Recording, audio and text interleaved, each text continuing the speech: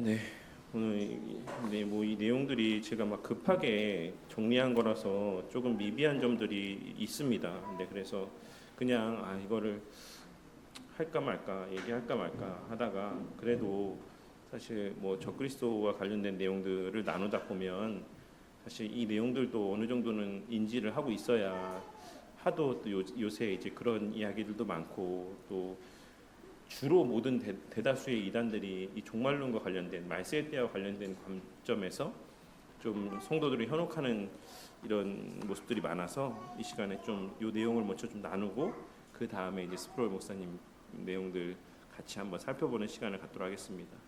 나눠드린 내용을 먼저 보시면 이제 계시록을 이해하는 네 가지의 관점이 있습니다. 그래서 밑에 보시면 과거론적 그리고 미래론적 해석이 있고 그 다음에 또 역사주의 해석이 있고 그 다음에 이상주의 해석이 있습니다. 그래서 이 네 가지의 견해가 계시록의 말씀을 이해하는 크게 네 가지의 내용이라고 보시면 돼요. 그래서 내용에도 언급되어 있지만 과거주의 해석은 1세기 로마 시대 당시에 사실 이 모든 계시록에 기록되어 있는 말씀들이 거의 대부분 다 성취되었다라고 보는 것이 과거론적 해석, 과거주의 해석의 가장 요지라고 보시면 돼요.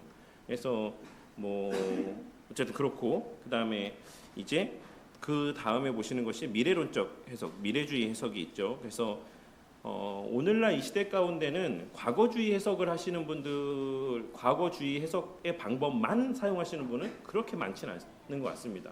거의 찾아보기 쉽지 않죠. 그래서 뭐 어쨌든 유대 로마 전쟁이나 예루살렘 멸망이나 네로의 박해나 로마 제국의 황제 숭배나 뭐 이런 모든 것들이 다 그냥 1세기 당시에 그들의 처해 있는 현실 속에서 계시록의 말씀은 기록된 거야 라고 이렇게 보는 해석은 사실 좀 오늘날 이 시대에는 보편적이진 않다라고 할 수 있습니다. 그런데 중요한 것은 이 과거론적 해석은 우리가 반드시 기억하고 있어야 될 내용이긴 해요. 이것이 그냥 끝났다라고 하는 것도 아니고 그렇다고 관계가 없다라는 것도 아닌 사실 여기서부터 출발한다라고 보시면 됩니다. 이러한 하나님의 계시록 말씀 가운데 예언되어 있었던 내용들은 계속 역사 가운데 반복적으로 또한 언급되어지는 또 발현되어지는 모습들을 또 나타내 보여주는 어떤 예시적인 어떤 의미들도 있다라고 할 수가 있죠. 그래서 이런 식으로 또 초대교회 때에 이런 예언의 말씀들이 성취되어졌던 것처럼 또한 그 이후의 역사 가운데서도 이러한 과거주의 해석의 내용들의 모습들이 역사 가운데 발현되어졌었고 또 이런 것이 앞으로도 계속하여 기독교 역사 가운데는 반복되는 역사 가운데 이러한 모습들이 나타나겠구나라고 하는 것들을 우리가 또한 생각해 보는 데 있어서의 유익한 점들이 있을 거라고 생각합니다. 그래서 과거론적 해석에서는 요한계시록 1장 1절에 반드시 속히 될 일이라는 표현하고 1장 3절에 때가 가까움이다라고 하는 이 두 표현을 매우 이제 중요하게 여깁니다. 그래서 이 계시록에 있는 말씀들은 당시에 곧 일어날 일들에 대한 것을 말씀하고 있는 거야라고 하는 데 있어서의 이 요한계시록 1장 1절과 3절의 말씀을 그 근거로 제시하고 있는 거죠. 그래서 과거로는 장점을 보시면 매우 중요한 해석의 원리를 상기시켜 줍니다. 처음부터 실제 교회들에게 보낸 편지다라고 하는 사실을 우리에게 상기시켜 주는 것이죠. 그래서 이 책이 원수 신자들에게 이해 불가능한 먼 미래의 암호문이었다라고 보면 좀 이제 곤란하다라고 할 수가 있습니다. 원수 신자들에게. 네, 어쨌든 그렇습니다. 네. 그래서 요한계시록 1장 4절 말씀은 이렇게 이야기하죠. 요한은 아시아에 있는 7교회에 편지하노니라고 말씀하고 있습니다. 그래서 계시록은 먼저 1세기의 소아시아 교회가 알아들을 수 있고 또한 순종할 수 있는 말씀이어야지만 되었다라는 사실은 모두가 사실 부인할 수 없는 것입니다. 그래서 요한계시록에서 중요하게 좀 언급되어지는 부분들은 요한이 본 것, 그리고 지금 있는 일, 그리고 장차 될 일, 이 세 가지의 관점에서 계시록의 말씀들을 크게 이해하는 경향들이 있습니다. 과거주의 해석의 약점과 주의할 점들이 있어요. 우리가 물론 이것이 실제 역사 가운데 하나님께서 계시의 말씀을 통해 보여주셨고 실제 역사 가운데 성취되어진 일이기도 하지만 우리가 너무나도 이 과거주의 해석으로만 이 계시록의 말씀을 이해하게 되면 아직 성취되지 아니한 계시록에 있는 말씀의 내용들을 좀 가볍게 여기게 될 우려들이 있다라고 할 수가 있습니다. 왜냐하면 그리스도의 가시적 재림이라든지 죽은 자의 부활이라든지 사탄의 최종적인 멸망이라든지 최후 심판 새하늘과 새 땅에 대한 내용들은 1세기 가운데 성취되지 않았거든요. 이런 부분들에 대해서 자칫 너무 과거주의 해석에만 우리가 가치를 부여하게 되면 이러한 앞으로 되어질 일들에 대한 것을 주목하는 데 있어서의 조금 우리가 소홀하게 될 수 있는 면이 있습니다. 그래서 둘째로 AD 70년의 사건을 너무 중심축으로 삼 그것이 어떤 이 계시록 말씀의 성취라고만 본다라고 하면 계시록 전체의 내용들이 마치 유대의 어떤 역사에 국한되어서 말씀하고 있는 것으로만 이해될 수 있는 여지들도 있다라고 할 수가 있습니다. 그리고 오심의 언어가 구약에서 역사적 심판 방문을 의미할 수 있다는 점 맞지만 무슨 말이냐면 이 오신다라는 표현들을 그러니까 유대 역사 가운데서 하나님의 심판적인 징계들 그러니까 뭐 이방을 통해서 심판하시고 하는 이런 의미로도 사용이 되긴 했지만 계시록 전체의 종말론적 구조 안에서는 최종 재림의 의미도 결코 제거될 수가 없다. 그래서 이것을 그냥 그런 맥락에서 심판적인 측면에서 이 모든 예언의 말씀이 성취됐어라고 이야기하면 예수님의 재림 때의 그 완전한 심판에 대한 의미들을 우리가 좀 축소시킬 수 있다라는 그런 의미들이 있다라고 할 수 있습니다. 미래론적 해석은 내용들은 그냥 쭉 한번 읽어보시면 되겠고 이 견해가 세대주의 전천년설과 결합될 때 가장 강하게 나타난다라고 할 수가 있습니다. 그래서 미래에 일어날 어떤 사건들에 대한 것을 예언하고 있는 것이야 라고 이야기하고 그래서 이 미래주의 해석을 취하시는 분들 가운데도 건전하신 분들이 많이 있지만 세대주의 종말론 이제 이런 어떤 전천년설을 추구하시는 분들 가운데에는 이 미래주의 해석을 너무나도 중요하게 여기고 그래서 이 내용에 보시면 종말의 시간표처럼 있습니다. 그래서 이런 일 최근에도 제가 어떤 유튜브 영상들을 봤는데 이제 몇 가지의 사건들이 다 일어났고 이제 하나만 남았어. 뭐 이런 식으로 그 영상의 제목이 있었던 것 같아요. 그러니까 계시록에 예언되었던 모든 사건이 다 일어났고 성취됐고 이제 하나의 시간표만 남았어. 이런 식으로 그 제목을 잡아서 이제 계시록에 예언된 내용들을 설명하고 있는 채널을 봤는데 잠깐만 보고 제가 길게 보진 않았어요. 근데 그 채널이 제가 종종 이제 볼 때 그래도 꽤 건전한 내용들도 많이 담겨 있는 그런 채널이었거든요. 근데도 이제 계시록을 해석함에 있어서 이것이 역사의 시간표 속에서 차곡차곡 하나씩 다 일어났고 이제 하나의 사건만 남았다. 이런 식으로 이제 해석을 하는 경우들을 보게 될 때가 종종 있습니다. 그것이 이제 미래론적 해석의 가장 주된 특징이라고 할 수가 있어요. 그래서 약점과 주의할 점만 먼저 보도록 하겠습니다. 장점은 종말론성을 진지하게 다룬다라는 장점이 있죠. 그래서 막 우리가 종말의 때 어떻게 살아야 돼, 신앙 지켜야 돼, 우리 막 버텨내야 돼, 깨어 있어야 돼, 이런 어떤 긴장들을 불러일으키는 효과들이 있긴 하지만 주의해야 될 점들이 제가 생각했을 때는 더 많이 있는 것 같아요. 보시면 계시록을 지나치게 종말 시간표처럼 읽게 된다. 그래서 이제 곧 긴박한 어떤 하나의 사건들, 가시적인 확실한 어떤 징표들이 이제 있다라고 하는 것들을 이렇게 그런 식의 좀 관심을 기울이면서 계시록의 말씀을 보고 세상의 역사를 판단하려고 하는 세상의 역사를 보면서 이게 징표야, 이게 징표야 계속해서 막 이야기하는 거예요. 근데 그게 아니면 또 다른 징표를 얘기하고 또 다른 징표를 얘기하고 막 이런 관점에서의 어떤 세상 역사를 판단하려고 하는 모습들을 보게 될 수 있습니다.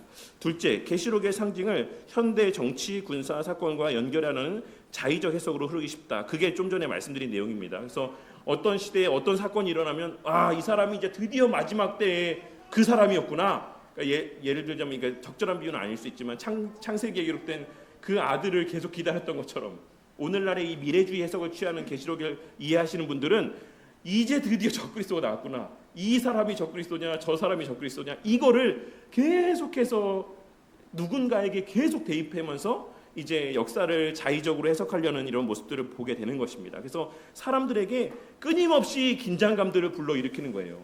그래서 누군가가 만약에 막 뭐 예를 들어서 히틀러가 그 당시의 때에는 막 저 그리스도야라고 해서 그랬는데 어떻게 됐죠? 히틀러가 죽었잖아요. 그 다음에는 그럼 이제 뭐 예수님의 재림이 있고 또 이제 평화의 시대가 막 오고 해야 되는데 완전한 역사가 완성되고 해야 되는데 이후에도 또 한참의 역사가 흘러갑니다. 또 오늘날에는 또 누군가를 가리켜서 그 사람이 혹시 적그리스도가 아닐까라고 하는 이런 이야기들을 계속하면서 성도들을 그렇게 불안하게 하는 어떤 모습들이 있을 수 있다라는 것입니다. 그리고 교회와 이스라엘을 과도하게 분리한다. 그래서 4장 이후에 요한계시록 4장 이후에 교회에 대한 언급이 없고 이제 이스라엘에 대한 언급을 한다라는 어떤 이런 것 때문에 교회와 이스라엘을 과도하게 분리하고 이스라엘의 회복에 대해서 엄청나게 강조를 합니다. 그래서 오늘날에 이제 여러 집회들을 가면 이제 성조기도 있고 이스라엘 국기도 있고 태극기도 있고 이런 모습들을 보잖아요.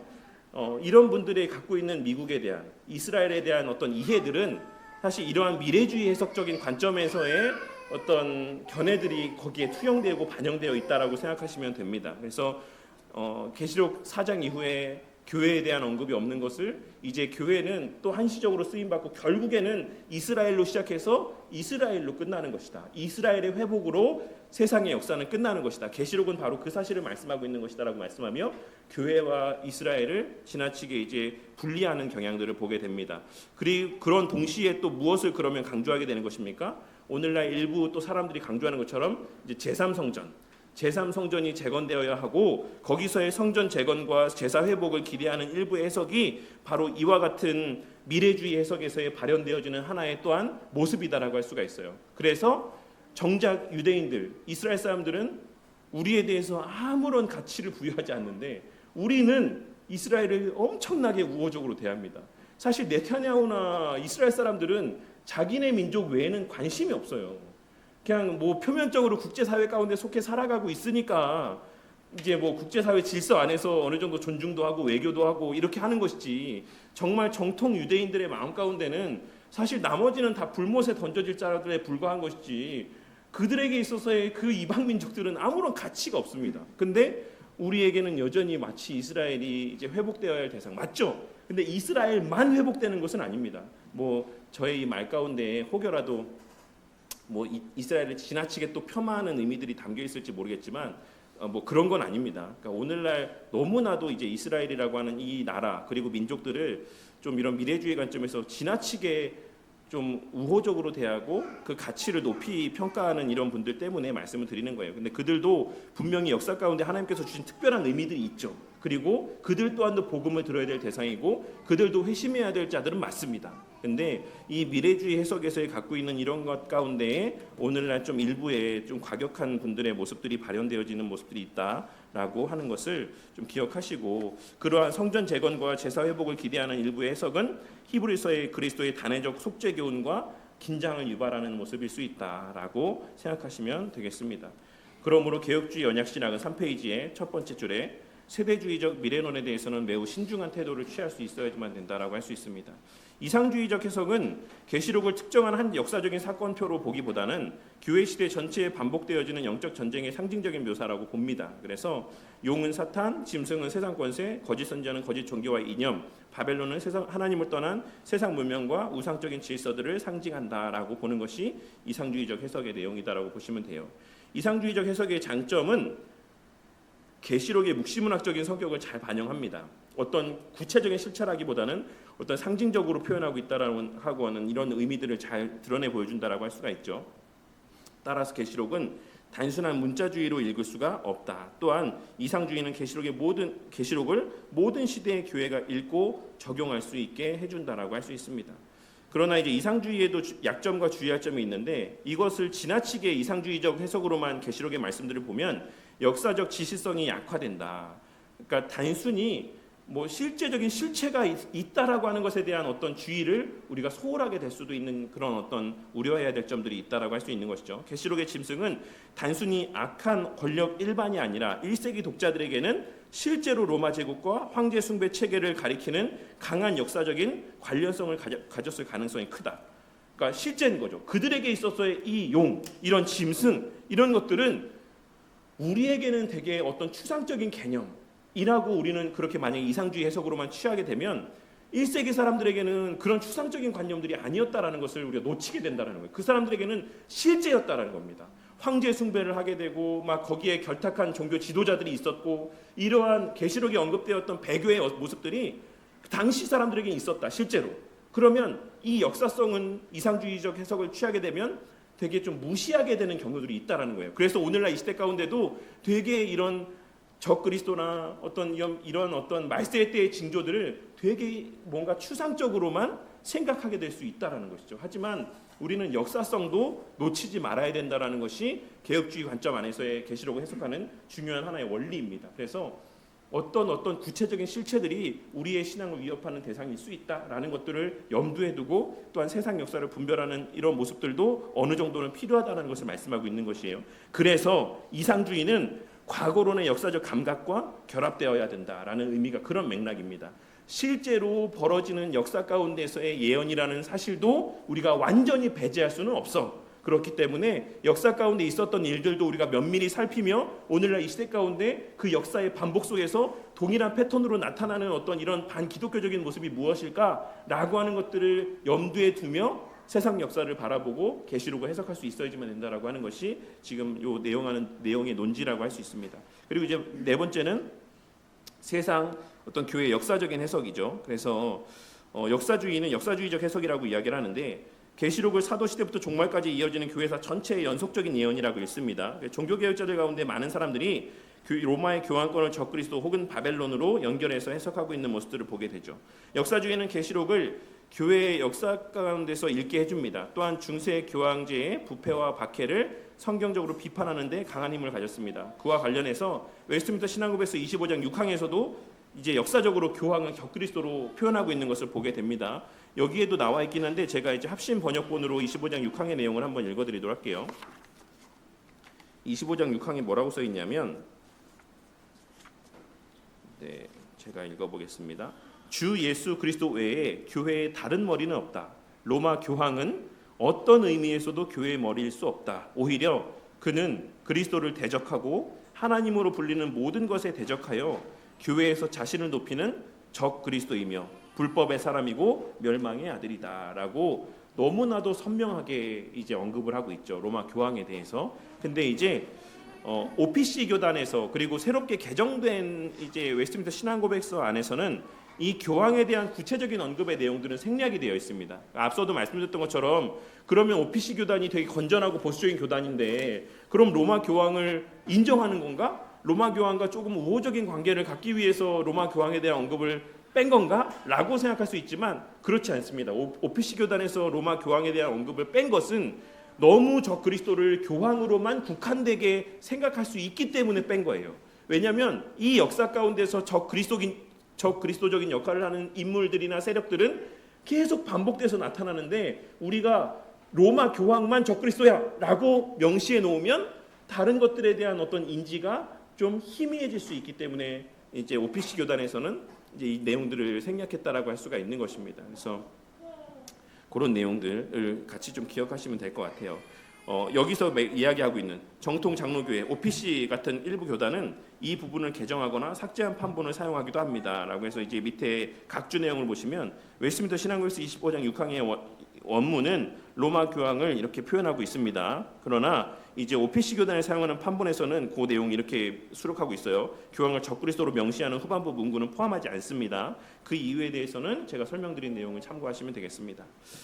역사주의 해석에도 이제 약점과 주의할 점이 있죠. 가장 큰 약점은 자의성이다라고 했을 때 이 또한도 마찬가지예요. 그런 어떤 미래주의 해석과 마찬가지로 이제 어느 때 어떤 일들을 어떻게 봐야 될 것인가라고 하는 것에 대해서는 매우 자의적인 해석들을 하게 되는 경우들이 있습니다. 그래서 이제 역사주의 해석에서 보면 이런 견해들이 있어요. 이것이 아주 일반적인 건 아닌데 보편적으로 이제 아마 다들 좀 들어보신 적이 있을 거라고 생각합니다. 계시록의 말씀 가운데 17장 9절과 10절의 말씀해 보시면 제가 이제 그 말씀을 계시록 17장 9절과 10절을 다시 제가 한번 읽어보도록 할게요. 요한계시록 17장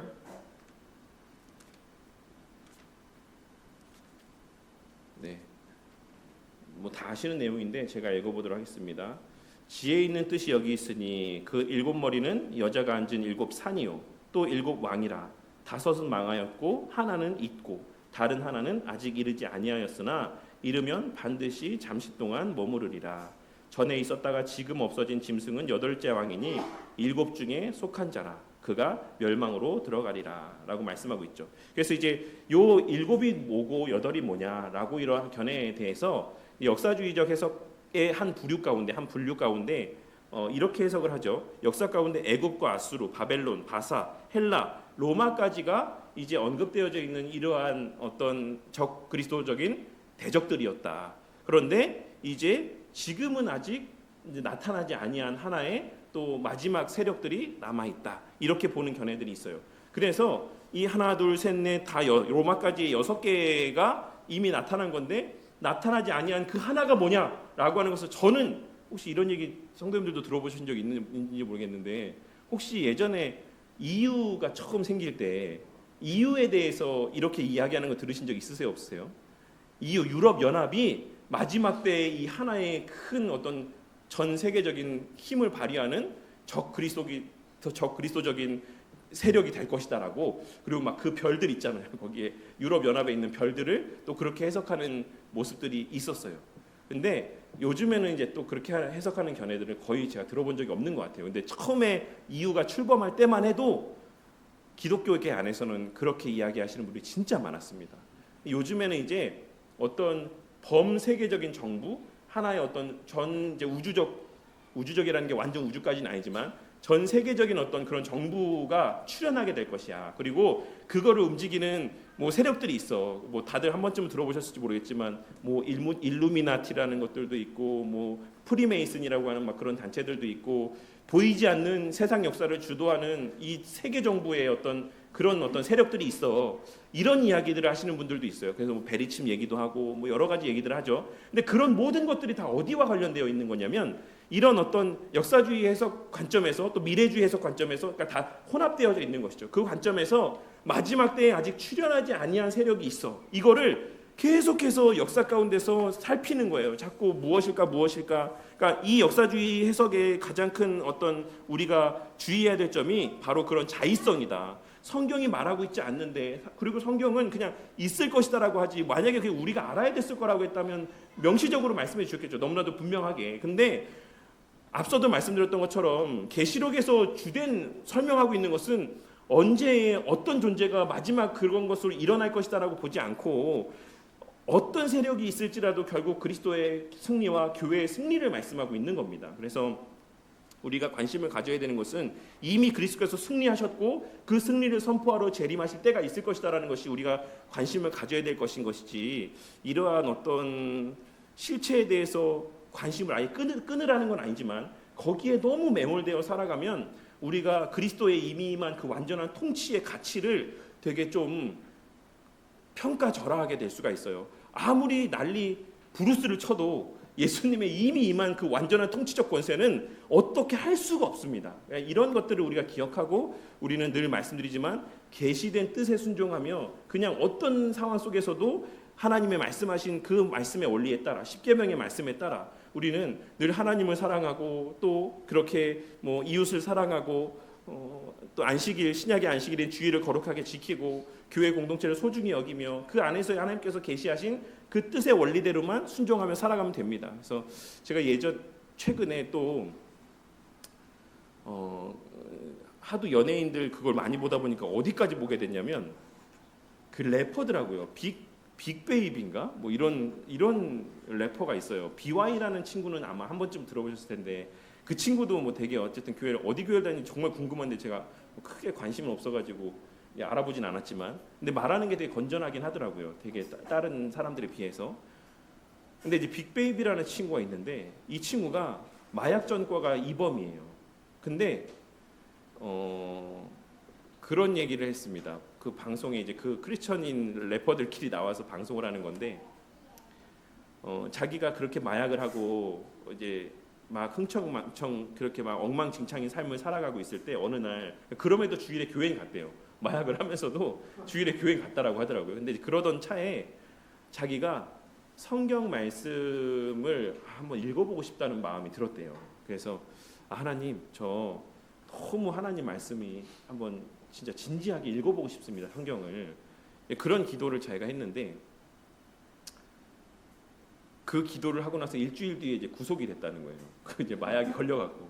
근데 그때 어간에 한 2년 정도를 자기가 이제 복역을 했는데 그 어간에 성경책을 여러 번을 이제 완독했다라고 하더라고요. 지금은 이제 모르겠어요. 뭐 사람은 사실 믿을 대상은 아니니까 나중에 또 어떤 실수를 할지 모르겠지만 지금은 매일 아침 일찍 이른 시간에 일어나서 항상 기도를 하고 말씀을 보고 그리고 찬양을 듣고 그리고 하루를 이렇게 시작한다. 거의 한두 시간 정도는 그렇게 찬양 듣고 찬양하고 말씀 보고 기도하고 그 시간으로 한두 시간 정도를 보내고 매일 하루를 시작한다. 이렇게 말씀하면서 그 친구가 했던 말 중에 가장 기억에 남았던 게 뭐냐면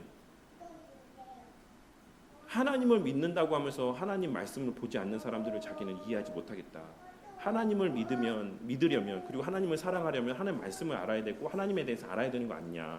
이런 얘기를 하면서 자기가 이제 매일같이 말씀을 읽는다. 아침에 일어나자마자 이 얘기를 하는데 그러면서 무슨 말을 덧붙였냐면 자기가 하나님 말씀을 보니까 너무나도 명백하게 쓰여 있더라. 해야 될 것과 하지 말아야 될 것들이 그 삶에서의 기준들이 너무나도 명확하게 하나님 말씀에는 빼곡하게 기록되어 있더라. 근데 이전에는 자기가 뭔지도 모르고 뭘 해야 되고 뭘 하지 말아야 되는지도 모르면서 하나님 믿는다고 말하며 그냥 내 멋대로 살아왔었다. 근데 하나님 말씀에는 그렇게 쓰여 있지 않더라. 하나님께서는 분명하게 무엇을 해야 되고 무엇을 하지 말아야 될지에 대해서 계속해서 말씀하고 계시더라. 이렇게 이야기하는 내용을 들었거든요. 그러니까 우리가 이런 지금 네 가지의 해석의 내용들이 있는데 계시록의 말씀을 아는 거 너무 중요하죠. 그리고 우리가 종말론적인 신앙을 갖고 늘 깨어있기 위해서 계시록에 대한 기록된 내용들을 아는 거 너무 중요하지만 그것에 지나치게 우리가 함몰되고 매몰되면 이미 우리에게 주어진 것들의 가치를 우리가 놓치게 될 수 있습니다. 이미 우리에게는 예수 그리스도의 초림으로 말미암아 사단의 세력에 대한 완전한 승리가 이미 선포가 되었죠.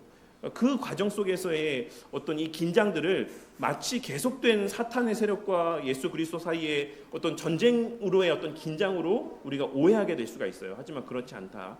최후 승리를 완성해 가시는 과정 속에서의 사단의 마지막 발악이 있을 수 있지만 그것의 관점이 그것에 있는 것이 아니라 어떤 세상에서의 그런 방해들이 있을지라도 하나님의 백성들이 끝내는 최후의 승리를 맛보게 된다라고 하는 것이 이제 주된 핵심이다라는 것을 꼭 기억했으면 좋겠습니다. 그래서 역사주의 해석의 약점, 주의점, 역사주의는 종교개혁 시대의 신앙고백적 경계심을 배울 수 있지만 계시록 전체 해석의 주된 틀로 삼기에는 좀 조심스러운 모습이 있다라고 할 수가 있습니다. 그래서 개혁주의적으로 가장 균형 잡힌 계시록 해석의 구조는 과거론적 해석을 무시하지 않으며 어떤 이상주의적인 관점을 수용하면 함 속에서 미래적 완성을 지향해 가는 것. 이것이 좀 우리가 한마디로 이야기해서 여러 가지 견해들을 종합적으로 고려해서 이제 판단할 수 있어야지만 된다는 것을 말씀하고 있는 것입니다. 이제 중요한 것은 그래서 계시록의 적그리스도의 이해에 대해서 좀 생각해 볼 필요가 있어요. 4페이지 하단에 보시면 사실 적그리스도라는 표현 자체는 요한계시록에 나오지 않죠. 잘 아시겠지만 요한일서 2장 18절에 있는 내용들 그리고 다음 페이지 요한일서 2장 22절 다음 페이지에 요한일서 4장 3절 요한일서 7절 이런 내용들에서 이제 적그리스도에 대한 언급들이 언급되어지고 있는 것을 알 수 있습니다. 그래서 실제적으로 계시록에는 이제 그런 내용들이 언급되어 있지 않지만 요한 사도의 어떤 이런 짐승이나 용이나 이런 부분들에는 상당 부분 적그리스도적인 의미들이 그 안에 담겨 있다라고 반영되어 있다라고 할 수가 있어요. 그래서 계시록에서는 적그리스도라고 하는 용어 대신에 여러 가지 이미지들이 사용되고 있는 것을 보게 됩니다. 용이나 바다에서 올라오는 짐승이나 땅에서 올라오는 짐승이나 이런 내용들이 보여지고 있죠. 그래서 과거론적인 해석 관점에서의 적그리스도의 이해를 한번 보도록 할게요. 1세기 관점에서의 과거론에서 적그리스도 세력은 주로 1세기의 로마 제국, 특히 네로 황제를 적그리스도로 봅니다. 그래서 적그리스도를 밑에 다음 페이지에 보시면 네론 카이사르라고 하는 이 표현을 밑에 보시면 우리에게도 좀 한번 좀 들어보셨어요. 게메트리아라고 하는 그 스펠링마다 숫자들이 있어요. 의미하는 숫자들이 있는데 그 숫자들로 이 네론 카이사르라고 하는 이 이름을 이제 숫자로 표현해 보면 666이 됩니다. 그래서 네로가 이제 그러한 적그리스도였을 것이다라고 이렇게 봅니다. 과거주의 해석에서 볼 때는 이제 이 계산법이 과거론적 해석의 과거주의 해석의 대표적인 근거 가운데 하나라고 할 수 있죠. 바다 짐승, 땅 짐승, 과거로는 이 짐승들을 용은 사탄이고 바다 짐승은 로마 제국 혹은 네로라고 보고 땅에 있는 짐승은 황제 숭배를 주장한 제사장 체계나 어떤 이런 종교 지도자들 그 권력에 결탁했던 바벨론은 예루살렘 혹은 로마를 이렇게 봅니다. 그래서 이러한 어떤 이런 견해로 계시록의 말씀들을 해석한다라고 할 수가 있습니다. 하지만 이제 과거론 내부에서도 바벨론을 예루살렘으로 보냐 로마로 보냐에 따른 어떤 견해 해석의 차이가 있다. 강점이 뭡니까? 짐승이 1세기 독자들에게 실제로 이해 가능한 정치 종교 권세였다라는 사실을 잘 설명합니다. 그래서 로마 제국의 황제 숭배는 실제로 초대교회 성도들에게 신앙 고백적인 위기를 가져왔고, 성도들은 가이사가 주다라고 고백할 것인지 예수 그리스도가 주시다라고 고백할 것인지를 선택해야 되는 실제적인 위협 가운데 있었다라고 할 수가 있습니다. 그러나 과거론이 적그리스도를 네로 혹은 1세기 로마에만 한정하면 문제가 생기게 되겠죠. 요한일서 2장 18절에서 이미 많은 적그리스도가 있다라고 하면서도 적그리스도가 오리라라고 말씀하고 있는 것은 미래 가운데 실질적인 적그리스도라고 하는 존재가 있다라는 사실들을 암시하고 있다라고 할 수가 있습니다. 그래서 적그리스도의 권세, 요한 사도가 말씀하고 있는 이미 있어왔던 적그리스도 가운데 네로가 포함될 수 있지만 네로만 적그리스도라고 보기에는 무리가 있다라고 할 수가 있습니다. 미래론적 이제 주의적 적그리스도의 이해가 제일 중요합니다. 제일 문제가 많고, 미래론, 특히 세대주의적 미래론은 적그리스도를 마지막 7년 대환란 기간에 등장할 미래의 한 개인적 세계 통치자로 이해하는 경우가 많습니다. 좀 전에 제가 말씀드렸던 것처럼 범세계 정부의 어떤 지도자로 등장하는 사람들, 사람을 이렇게 좀 지칭하는 경우들이 많이 있어요. 세대주의적 전천년주의는 요한계시록을 대체로 미래론적으로 해석을 합니다. 특히 계시록 4장 이후의 환상들을 교회 휴거 이후에 이리로 올라오라라고 하는 계시록의 표현을 휴거로 이해합니다. 그들은. 그래서 대환란과 연결하여서 이 대환란, 7년 대환란은 다니엘의 70일에서 끌어온 해석이라고 할 수 있죠. 그래서 이 7년 대환란과 연결해서 계시록 13장의 짐승을 장차 나타날 개인적 적그리스도로 이해하는 경향이 강합니다. 그래서 예전에, 그러니까 이런 해석이 얼마나 보편화되어 있냐면, 제가 예전에도 한번 언급했던 영화인데, 제가 진짜 여태까지 봤던 공포 영화 중에서 제일 무서웠던 게 오맨이었거든요.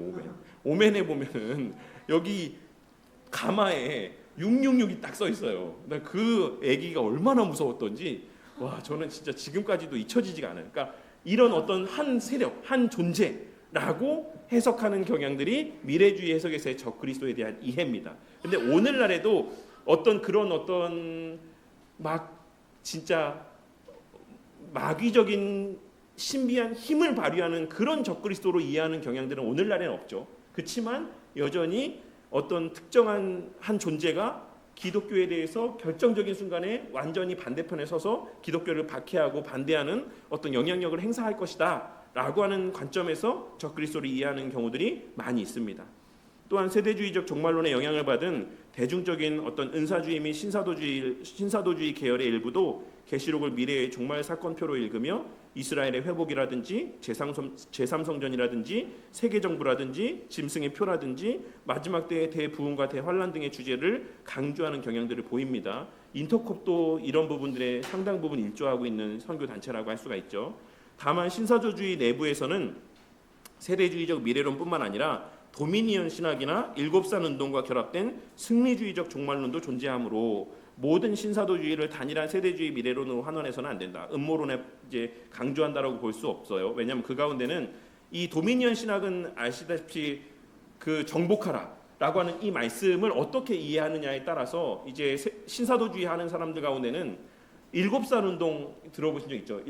세븐 필라라고도 이야기하나요? 어쨌든 정치, 경제, 문화 여러 가지의 그 7가지의 기둥을 다 정복해야 돼라고 하는 어떤, 그리고 그렇게 할 수 있어, 우리가 그렇게 될 수 있어라고 어떤 희망 섞인 미래에 대한 이야기들을 하면서 마치 예전에 한창 너는 요셉의 비전을 품어야 돼, 막 청년들에게 그런 어떤 막 이제 비전들을 심어줬던 것처럼 이런 도미니언주의 계열에 있는 신사도 운동에 있는 사람들은 그렇게 우리가 될 수 있어, 우리가 이 세상 가운데 하나님의 나라를 건설할 수 있어 라고 이야기하며 각자에서 너는 정치가가 되고 너는 경제 사업을 운영하는 사람이 되고 너는 문화에서 영향을 끼치는 사람이 되고 이렇게 될 것을 청년들에게 막 이렇게 자극하고 격려하는 모습을 보게 되기도 합니다. 그래서 이런 상반된 견해들이 있다. 그래서 하나의 어떤 카테고리로 묶는 것은 좀 주의할 필요가 있다라고 할 수가 있습니다.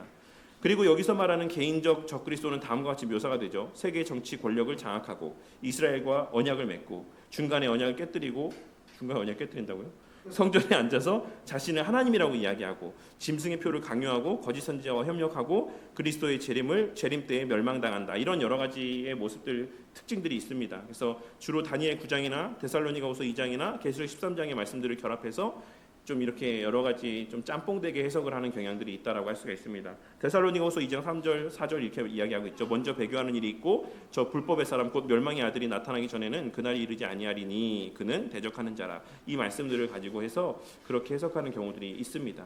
바다짐승과 땀짐승은 미래론은 이렇게 이야기하죠. 바다짐승은 미래의 적그리스도 세계 정치 지도자를 이야기하고 땅짐승은 거짓 선지자 세계 종교 지도자. 짐승의 표는 미래의 경제 정치 종교적인 통제 수단. 바벨론은 종말의 세계 종교 정치 경제 체제 혹은 회복된 로마 혹은 문자적인 바벨론. 이러한 것들이 이제 말세의 때에 나타날 어떤 모습이다라고 이렇게 이야기합니다. 바벨론이 다시금 출현한다 이렇게 보기도 하고요. 강점은 최종적 적대 세력의 실제성을 강조하는 데 있어요. 그래서 우리가 막 막연한 어떤 것으로 보지 않고 항상 깨어서 주의하는 거죠. 이게 혹시 그 말세 때의 징조로서의 나타나는 적그리스도가 아닐까? 이런 어떤 관심을 갖고 세상 역사를 분별하려고 하는 어떤 모습들을 갖게 한다는 측면에서는 장점이 있다라고 할 수 있습니다. 그리고 그리스도의 재림에 의한 최종 심판, 그러니까 그리스도의 재림에 대해서 많은 관심을 갖고 있다라고 할 수가 있어요. 우리는 사실 재림에 대해서 많이 생각 안 하잖아요. 재림이야 있든 말든 있게 하겠지. 언젠간 있으면 좋은 거고 이런 어떤 되게 막연한 생각 가운데 살아가지만 미래주의적인 어떤 이런 관점을 갖고 살아가는 사람들에게는 되게 종말의 때 재림이라고 하는 것들이 되게 실제적이고 또 속히 올 것이다라는 어떤 그런 긴장 가운데 이분들은 살아가는 모습을 보게 될 수 있습니다. 성경에는 분명히 마지막 때의 강렬한 배교와 대적을 말하는 본문들이 있기 때문에 이러한 점들은 어떤 면에서는 강점이고 장점이라고 할 수가 있어요. 하지만 약점이 더 많아요. 미래론의 약점은 적그리스도의 개념을 지나치게 마지막 시대의 한 인물에게만 집중시킬 수 있다는 단점이 있어요. 그럴 경우 성경이 말하는 현재적인 적그리스도성, 즉 이미 교회 안팎에서 활동하고 있는 거짓 교훈과 우상적인 권세들을 가볍게 여길 수 있다. 그래서 아까 말씀드린 것처럼 오늘날의 이 시대 가운데에서 우리가 맨날 미래에 있는 적그리스도에 대한 관심을 갖고 살아가면 지금 이미 교회 안에 침투해 있는 만몬주의와 같은 이런 물질을 우상시 여기는 이런 것에 대해서는 되게 소홀하게 가볍게 여길 수 있습니다. 하지만 지금 시대에도 이미 기독교 신앙을 공격하고 무너뜨리려고 하는 이런 반기독교적인 어떤 가르침들과 정서들은 이미 지금의 교회 안에도 팽배하게 자리하고 있습니다. 그래서 요한일서의 강조는 미래 한 인물보다 이미 활동하는 많은 적그리스도와 적그리스도의 영에 있다라고 하는 것을 우리가 좀 생각할 필요가 있어요.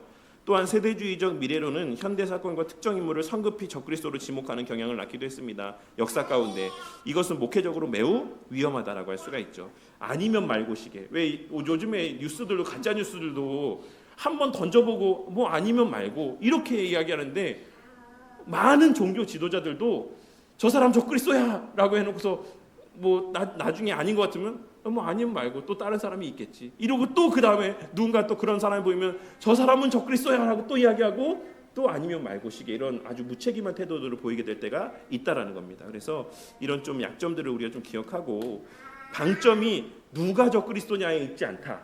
물론 그것에 대해서 우리가 무관심한 채 살아야 되는 것도 아니지만 그것이 우리가 주목해야 될 진짜 주목의 대상은 아니다. 진짜 주목해야 될 대상은 적그리스도가 아니라 그리스도다라고 하는 것을 꼭 우리가 기억하고 살아야지만 되겠습니다. 이상주의적인 적그리스도의 이해는 이상주의는 적그리스도를 특정한 한 인물이나 한 시대에만 한정하지 않고 그리스도를 대적하는 모든 시대의 세상, 권력, 거짓, 종교, 우상적 문화 체계로 이해합니다. 라고 할 수 있어요. 자, 지금 요 내용 이상주의는 적그리스도를 특정한 한 인물이나 한 시대에 국한하지 않고 그리스도를 대적하는 모든 시대의 세상 권력과 거짓 종교와 우상적 문화 체계로 이해한다. 이 말과 이제 책자 내용 한번 보시도록 할게요. 책자 내용에 스프롤 목사님이 쓰신 책. 네, 그 다음 이제 두 번째 장에 또한이라고 써 있는 부분이 있을 겁니다. 또한이라고 써 있는 부분에 보시면 적그리스도의 출현은 교회의 엄청난 배교와 연관되어 있다. 아마도 세속 정부와 종교 기관의 연합이 나타날 것이다. 라고 하는 이러한 모습들, 이러한 이해가 사실 스프롤 목사님이 갖고 있는 어떤 이상주의적인 해석에서의 어떤 미래를 바라보는 어떤 관점이라고 보실 수 있을 것 같아요. 그래서 이상주의 해석에서는 적그리스도를 특정한 한 인물이나 한 시대에 국한하지 않고 그리스도를 대적하는 모든 시대의 세상 권력이나 거짓 종교나 우상적인 문화 체계로 이해를 합니다. 그래서 원리 혹은 패턴으로 이해한다라는 것이죠. 그래서 스프롤 목사님도 어느 정도는 이상주의적인 적그리스도의 이해를 갖고 있다라고 보시면 될 것 같습니다. 요한계시록 13장에 보시면 삼중 구조가 있어요. 용과 그 다음에 바다짐승과 땅짐승이 있죠. 용은 사탄, 악의 근원, 그 다음에 바다짐승은 세상의 국가 권력, 그리고 땅짐승은 뭡니까? 거짓 선지자, 거짓 종교와 이데올로기라고 할 수 있습니다. 그래서 사실 성부, 성자, 성령 하나님의 이 삼위일체 구조를 모방한 일단 패러디라고 보시면 됩니다. 그래서 그런 식으로 마지막 때의 적그리스도와 반기독교적인 세력은 완전한 어떤 기독교를 반대하는 모습으로 나타난다기보다는 어느 정도는 기독교적인 색깔을 갖고 있는 모습으로서 나타날 확률들이 더 높다라고 볼 수도 있어요. 그래서 우리가 뭐 정확하게 알 수 없지만 강점은 이상주의는 적그리스도성을 모든 시대의 교회가 분별하게 해줍니다. 그래서 계시록은 단지 미래의 어느 날 누가 적그리스도인가라고 하는 것을 묻고 있는 책이 아니라 지금 우리 교회에, 지금 시대를 살아가는 교회에게 매 시대마다 묻고 있는 책이다라고 그렇게 보는 게 이상주의적 관점에서의 적그리스도에 대한 이해입니다. 그래서 너는 지금 오늘날 이 시대에 누구에게 경배하고 있느냐, 뭐 누구에게 속하여 살아가고 있느냐라고 하는 것을 현재적 관점에서 우리에게 묻고 있는 책이 요한계시록이다라고 보는 것입니다. 그래서 매우 유익하죠, 우리에게 있어서. 근데 이제 약점도 있죠. 이상주의가 지나치면 적그리스도의 역사적 어떤 구체성을 약화시킬 수가 있어요. 똑같은 얘기 계속 반복이에요. 그래서 아까 스프롤 목사님도 비롯해서 대다수의 개혁주의 진영의 건전한 이제 신학을 갖고 있는 목사님들도 그 가능성을 완전히 배제하진 않습니다. 그러니까 예수님 재림 전에 어떤 특정한 하나의 진짜 적그리스도적인 인물이 나타날 수 있다라고 하는 것을 완전 배제하지 않아요. 왜냐하면 그게 있다고도 없다고도 성경은 명확하게 말씀하고 있지 않기 때문에 그렇습니다. 그렇지만 우리가 너무 이상주의적으로 보면 이제 그런 실체, 어떤 대상 구체화된 실체로 나타나는 것에 대해서 좀 둔감하게 반응할 수 있다. 왜냐하면 이것이 그런 거 있잖아요. 양치기 소년 거짓말처럼 하도 사람들이 적그리스도야? 아니잖아. 적그리스도야? 아니잖아. 근데 실제로 진짜 그런 사람이 나타났을 때 적그리스도야 그러면 아이씨 옛날에도 거짓말이었는데 아니겠지 라고 하는 어떤 이런 경계심을 늦추는 어떤 이런 어떤 오류에 빠지게 될 수도 있다. 그래서 항상 실제 역사 가운데 있었던 인물이었다라는 것을 우리가 상기해 봤을 때 네로라고 하는 특정한 진짜 인물들이 있었고 여러 뭐 그런 대표되는 인물들이 있었다라는 사실들을 좀 생각해 봤을 때 말세 때에도 예수님 재림 전에 어떤 특정한 한 인물들이 나타날 수도 있다라는 가능성 자체는 우리가 막아놓지 말아야 된다라고 하는 것을 말씀하고 있는 것입니다.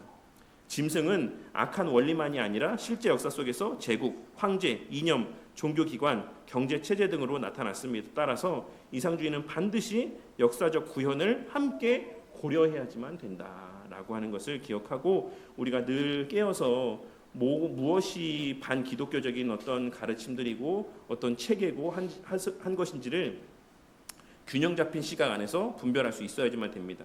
이제 역사주의적 관점에서의 적그리스도의 이해는 역사주의에서 적그리스도는 전통적으로 로마 교황제와 강하게 연결되어 있었습니다. 그래서 앞서도 말씀드렸던 것처럼 이제 웨스트민스터 신앙고백서 안에서도 로마 교황을 이제 적그리스도라고 분명하게 언급하고 있는 것을 보게 됩니다. 그래서 그 이유에 대해서 여러 가지 이유들이 있어요. 10페이지에 보시면 교황이 보편교회의 머리로 자처했고 또 그리스도의 유일한 교회의 머리 되심을 침해했고 미사 제사를 통하여서 그리스도의 단회적 제사를 흐려놓았고 성경의 최종 권위를 교회의 전통과 교황권 아래 놓았고 칭의 교리를 왜곡했고 성도들의 양심을 인간 제도 아래 묶어놨고 이런 여러 가지 것들을 통해서 교황은 그리고 교황 제도는 적그리스도다라고 이제 말씀하고 있는 것입니다. 그래서 종교개혁자들은 적그리스도가 단순히 외부의 어떤 노골적인 무신론적인 권력이 아니라 교회 안에서 그리스도의 자리를 대체하는 거짓 종교의 권세라고 이렇게 생각을 했다라고 할 수 있습니다.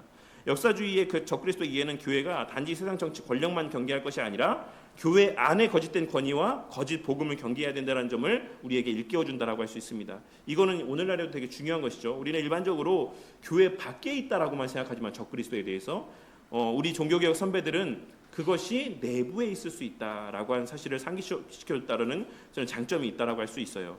때로는 교회 안에서 그리스도의 영광을 가리고 복음의 순수성을 훼손하며 성도의 양심을 사람의 제도에 종속시키는 방식으로 나타난다고 할 수 있습니다. 이런 측면에서 오늘날 제가 특정한 어떤 교회라고 이야기하지 않겠지만 오늘날 일부의 대형화된 교회 안에서는 사실 입으로는 예수 그리스도를 이야기하고 그 모든 예배가 예수 그리스도에게 드려진다라고 이야기를 하지만 그 실제 그 교회의 어떤 체제나 체계, 어떤 돌아가는 어떤 그 원리들을 보면 성경과 전혀 무관한 사실 교황제와 너무나도 유사한 어떤 그런 모습으로 교회가 운영되고 돌아가는 모습을 보게 될 때가 있어요.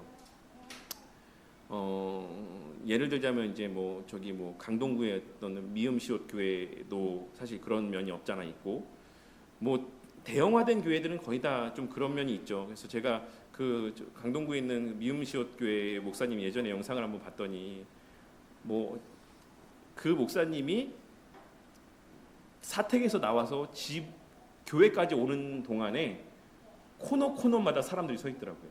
그래서 그 교회 앞에 최종적으로 이제 그 목사를 맞이하는 그 앞에 있는 사람에게 이 무전기를 들고 있는데 계속 무전이 와요. 목사님 댁에서 나오셨습니다. 목사님 첫 번째 코너 도셨습니다. 목사님 두 번째 코너 도셨습니다. 목사님 뭐 세 번째 코너 이제 그 5분 뒤에 도착하십니다. 계속 와요. 그래서 이제 오면은 앞에 서 있다가 인사하고 이제 문 열어드리고 이제 들어가고, 그 목사의 말이 사실 거의 뭐 법이죠. 성경이 말씀에 위배되는 것을 설령 이야기해도 그 교회 안에서는 거기에 대해서 문제를 제기하는 사람은 아무도 없죠. 오죽하면 그 교회의 이제 장로가 물론 그 자체는 잘못됐지만 스스로 이제 목숨을 끊기도 하고 그런 재정적인 문제로 인하여서 그런 모습을 보면 아주 조심스러운 말이긴 하지만 적그리스도가 아니라 적그리스도라고 말하는 게 아닙니다. 적그리스도성은 그런 어떤 유사한 측면들은 교회 밖에서 어떤 박해 가운데만 나타나는 것은 아니고, 때로는 교회 안에서 그리스도의 영광을 가리고 예수님의 영광을 가리고 복음의 순수성을 훼손하고 성도의 양심을 사람의 제도에 종속시키는 방식으로 나타난다라고 봤을 때 오늘날 많은 여러 대형화된 교회 안에서 보여지는 모습들 가운데는 교회 안에도 이런 적그리스도적인 어떤 모습들이 많이 있다. 우리가 밖에 나가서 뭐 공산주의가 어떻고 이런 것들을 외치는 것도 중요하지만 이미 기존의 교회 안에 도 너무나도 깊이 파고 들어와 있는 이런 적그리스도적인 행태들이 너무나도 많이 있다 또 하는 것들을 우리가 간과해서는 안 된다고 생각합니다. 약점, 그러나 역사주의가 계시록 전체를 중세 교황제와 종교개혁사의 연표로 읽으면 자의성이 커집니다. 앞서 말씀드렸던 것처럼 역사 가운데 애굽부터 시작해서 쭉 이렇게 이어지는 어떤 그런 측면에서 오늘날 로마 카톨릭은 모든 신자 개개인을 동일하게 적그리스도라고 단정하는 방식은 목회적으로도 신학적으로도 조심해야지만 됩니다. 개혁파의 비판은 제도와 교리 체계를 향한 것이지 그 안에 있는 모든 개인의 구원 여부를 일괄적으로 판단하는 것은 아니다. 그래서 그러니까 이것도 되게 조심해야 되는데 어쨌든 로마 카톨릭에 있으면 성당 다니면 다 지옥 가나요? 라고 하는 질문과도 이어지는 맥락이라고 할 수가 있어요. 물론 저는 하나님의 택하신 자들은 그 안에서 어떤 복음의 외침 가운데 반응해서 교회로 올 것이다라고 생각하긴 합니다. 하지만 우리가 그것은 너무 단정적으로 성당에 속했으면 다 지옥 갈 사람이야 라고 이야기하는 것은 좀 조심해야 될 필요가 있는 내용들이다라고 할 수가 있어요. 교황이나 교황 체제는 분명히 적그리스도적이지만 이 구분을 잘 이해했으면 좋겠습니다. 개혁주의적으로 적그리스도를 어떻게 이해할 것인가? 개혁주의 구속사적 관점에서 적그리스도를 다층적으로 이해하는 것이 되게 적절하다고 할 수 있습니다. 적그리스도는 이미 왔고 지금도 활동하며 나중에도 또 있을 것이다 라는 관점으로 보는 것이죠. 이미 지금도 많은 적그리스도가 일어났다라고 하는 이 표현에 그런 의미들이 담겨 있다라고 할 수가 있습니다. 그래서 적그리스도는 단지 미래의 호기심의 대상이 아니다. 이미 교회 안팎에서 활동하고 있는 현실의 문제다라고 할 수가 있는 것입니다. 그리스도의 인격과 사역을 부인하는 거짓 교훈이나 그리스도의 대속과 성육신을 흐리는 신학이나 복음 대신에 인간의 공로와 권력을 높이는 이 모든 체계는 다 적그리스도적인 모습이다라고 할 수가 있어요. 앞서 말씀드렸던 것처럼 목사라고 하는 존재를 하나님과 같이 높이는 것도 적그리스도적인 행태 가운데 하나라고 할 수가 있는 것입니다. 그리고 그리스도의 대속과 성육신을 흐리는 신학은 언약 체계를 파괴하는 것이다라고 할 수 있는데 오늘날 유신진화론이 이야기하는 부분들이 사실 그러한 어떤 공격의 한 다른 교묘한 하나의 모습이다라고도 생각할 수 있습니다. 이번에 적그리스도는 역사 속에서 반복적으로 구현됩니다. 네로의 로마의 네로 황제라든지 황제 숭배 배교한 종교 권력이라든지 중세 교황제의 부패라든지 전체주의 국가라든지 무신론 이념이라든지 사역주의 문화라든지 번영주의적인 거짓 복음이라든지 이 모든 것들 다 적그리스도적인 성격을 지니고 있는 것입니다. 기복주의적인 신앙 모든 것들. 적그리스도는 교회 안에서도 나타날 수 있다. 그리고 최종적 대적의 출현 가능성도 우리는 배제하지 말아야지만 된다. 그래서 역사주의 관점에서 실제적인 어떤 존재가 있을 것이다라고 하는 가능성도 우리가 완전히 배제해서는 안 된다. 바빙크도 종말의 긴장을 말하며 교회 시대 내내 적그리스도적인 원리가 활동하지만 마지막에는 더 강렬한 형태로 나타날 수도 있다라고 이렇게 말씀하고 있는 것을 보게 됩니다. 그래서 바빙 선생님도 완전하게 그 가능성을 닫아놓지 않았다. 적그리스도는 한편으로 이미 역사 속에서 반복적으로 나타난 반그리스도적인 영과 체계이며 다른 한편으로는 마지막 때에 더욱 집중적이고 최종적인 형태로 나타날 수 있는 종말론적인 대적이라고 할 수가 있습니다. 그래서 그 분별의 기준들은 이렇게 보시면 될 것 같아요. 그리스도의 인격을 부인하는가, 성육신을 부인하는가, 유일한 중보성을 대체하는가, 그리스도의 머리 되심을 침해하는가, 하나님께 드려야 될 예배를 피조물에게 돌리게 하는가, 이런 내용들을 통해서 우리가 그 분별의 기준들을 삼을 수 있을 거라고 생각합니다. 마지막 이제 적그리스도의 논의에서 우리가 주의하고 피해야 될 것들이 있습니다. 특정 현대 인물을 성급히 지목해서 그 사람이 적그리스도야라고 단정적으로 말하는 것은 우리가 피해야 됩니다. 나폴레옹이라든지 히틀러, 스탈린, 무솔리니, 각종 교황, 현대 정치의 지도자, 국제기구, 심지어는 기술 시스템까지 적그리스도로 지목하는 이런 모습들을 우리가 보았고 지금도 보고 있습니다. 하지만 이런 것들은 우리가 좀 주의해서 이야기해야 될 부분이다라고 할 수가 있어요. 국제기구에는 유엔을 그렇게 이야기하시는 분도 있더라고요. 유엔이 그렇다. 또 어떤 예전에는 앞서 말씀드렸던 것처럼 EU를 그렇게 보시는 분도 있고, 그리고 음모론적인 종말론을 경계해야 된다. 짐승의 표를 바코드, 백신, 칩, 특정 금융 시스템 이런 것들과 동일시하는 것도 계시록의 예배적 언약적 의미를 약화시키는 되게 아주 피상적인, 아주 저차원적인 계시록의 이해라고 할 수가 있는 것입니다. 짐승의 표는 어린 양의 인침과 대조된다. 즉 누구에게 속했는가, 누구를 예배하는가, 누구의 권세 아래 사는가를 나타내주는, 의미하는 어떤 상징이라고 할 수가 있는 거죠. 그래서 성도님들의 이마에 그리스도의 인침이 찍혀 있지 않은 것처럼 우리가 뭐 이제 베리칩이라든지 이런 것들을 어떤 실제적인 것으로 그 짐승의 표를 이해하는 것은 좀 어떤 그런 성경의 통일적인 이해 관점에서도 합당치 않다라고 할 수 있습니다. 적 그리스도보다 그리스도께 집중해야 된다. 이것이 가장 중요하죠. 계시록의 중심은 적 그리스도에 있는 게 아니에요.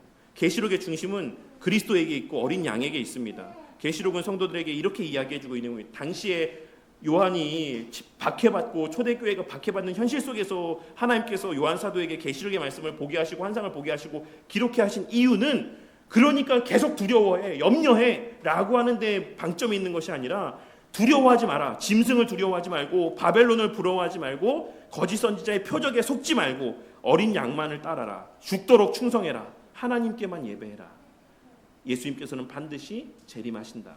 그 영광의 날이 있다. 라고 하는 것을 성도들에게 말씀해 주기 위함인 것이지, 우리는 이런 맥락에서는 좀 너무 이제 적 그리스도에게만 너무나도 집중하는 경향들이 오늘날 이 시대 가운데 있다라고 하는 좀 안타까움이 있습니다.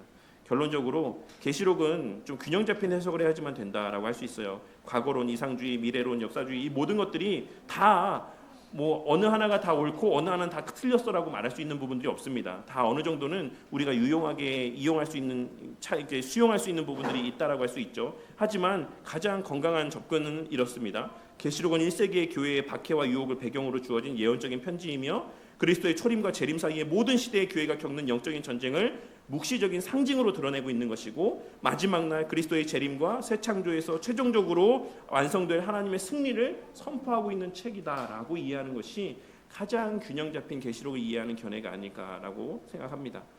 적그리스도의 이해의 균형은 뭡니까? 적그리스도는 1세기 로마의 네로 같은 역사적 구현을 가졌고 실제로 교회 시대 전체에 반복되는 반기독교적 권세와 거짓 교훈으로 활동하며 마지막 때에는 더욱 집중적이고 최종적인 형태로 나타날 수도 있는 사탄적인 대적이라고 할 수가 있습니다. 그러나 그 본질은 언제나 그리스도의 인격과 사역과 왕권과 예배를 대체하거나 왜곡하는 데 있다라고 하는 것을 우리가 놓쳐서는 안 된다라는 것입니다. 그래서 마지막으로 한 문장으로 줄이면 적그리스도는 단순히 미래의 한 독재자를 찾는 문제가 아니라 모든 시대에 그리스도의 자리를 빼앗고 하나님께 드릴 예배를 피조물에게 돌리게 하는 반기독교적 영과 권세를 분별하는 문제다라고 하는 것을 기억하시고, 비단 어떤 특정한 어떤 그런 세력만이 아니라 우리의 시대 가운데 우리로 하여금 예배를 드리지 못하게 방해하는 요소들이 있으면 다 모든 것들이 다 반기독교적인 적그리스도적인 어떤 대상들이 될 수 있다라는 것을 기억해야지만 됩니다. 그래서 우리는 늘 우리가 되게 거창한 존재들이 되길 원하잖아요. 저도 마찬가지고 아무것도 아닌 존재들인데 우리가 마치 무슨 세상 역사를 주도하고 주관하는 자나 되는 것처럼 쓰임 받기를 원하는 마음이 우리 모두의 마음 가운데 있습니다. 그것도 교만이에요. 우리는 그냥 우리의 일상의 자리에서의 내 삶 가운데 자리하고 있는 저 그리스도적인 모습이 무엇인가를 분별하며 그 안에서의 오직 그리스도께만 집중하는 삶을 살아가면 되는 것이지, 무슨 어떤 전 세계 역사 가운데서의 어떤 거창한 일들, 근데 그 사람들의 제가 모르긴 몰라도 그분들의 실제 삶의 모습들을 보면 모르겠습니다.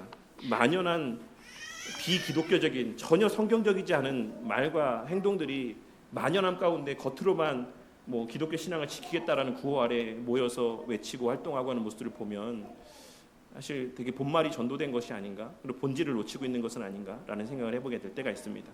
네, 오늘 이제 요 97만 보고 맞춰야 될 것 같아요. 지금 몇 시에 시작했죠, 저희? 이미 많이 갔나요? 네, 이미 많이 갔네요. 그러면 나머지는 다음 주에 요거 97, 98 다음 주에, 그래서 98 그리스도의 재림은 저기도 같이 좀 봐야 될 것 같아요. 이제 무천년설, 세대주의, 전천년설, 역사적 전천년설, 후천년설 이런 것들도 같이 좀 생각해봐야 될 것 같아서 다음 주에 적그리스도와 그리스도의 재림의 파트는 다음 주에 다시 좀 같이 살펴보도록 하겠습니다. 제가 기도하고 마치겠습니다. 하나님 감사합니다. 계시록은 사실 기독교 역사 가운데 많은 논란이 있어왔고 많은 오해들이 있어왔던 성경이라고 생각합니다. 아마도 그러한 논란과 오해들은 하나님께서 요한 사도에게 당시에 이 계시록의 말씀을 기록해 하신 그 본래의 목적을 우리가 잃어버렸기 때문이 아닌가라는 생각을 해보게 됩니다. 요한 사도가 유배 당시에 지내왔던 당시의 교회의 상황은 엄청난 교회를 향한 핍박들이 가해지던 시대였습니다. 실제적인 배교의 활동들이 일어났고 많은 성도들이 죽임을 당하였으며 이러한 배교와 반기독교적인 정서가 팽배한 그러한 시대 가운데 살아가고 있는 상황 속에서 하나님께서는 요한 사도에게 이 속히 되어질 일들을 보게 하시고 또한 경험하게 하심을 통하여서 당시 성도들에게 변함없이 그 순간에도 왕으로서 세상 만물을 통치하시는 그리스도를 바라보게 하고 그 믿음을 흔들리지 않도록 지켜주기 위한 목적에서의 이 계시록의 말씀을 기록하셨다라고 생각합니다. 비록 그 시대 이후에 우리가 수천 년의 시간이 흐른 시대를 살아가고 있지만 오늘날에도 여전히 이 시대 가운데는 교회 안에 또 교회 밖에 기독교 신앙을 위협하는 수많은 또 대적들의 위협들이 상존하고 있음을 우리가 깨닫게 됩니다.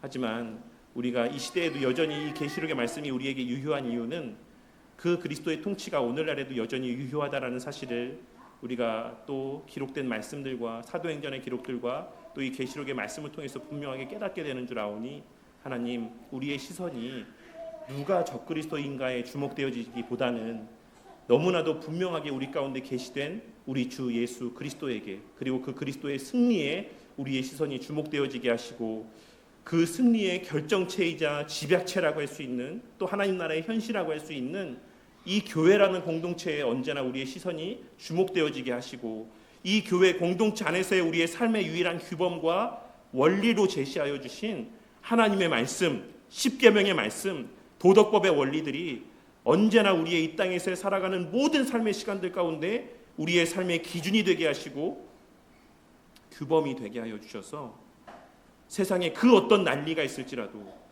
설령 실제로 주의 재림을 앞두고 적 그리스도가 세상 가운데 출현하여 기독교를 핍박하고 교회를 핍박한다라고 할지라도 그 주의 승리를 믿고 확신하며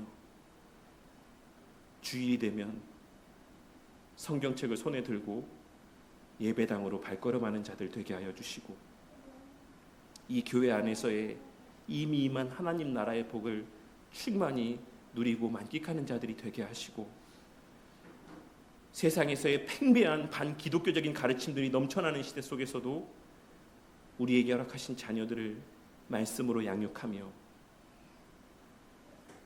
늘 말씀과 기도 가운데 깨어있는 삶을 살아가는 우리 바른교회 공동체가 되도록 은혜 베풀어 주시옵소서.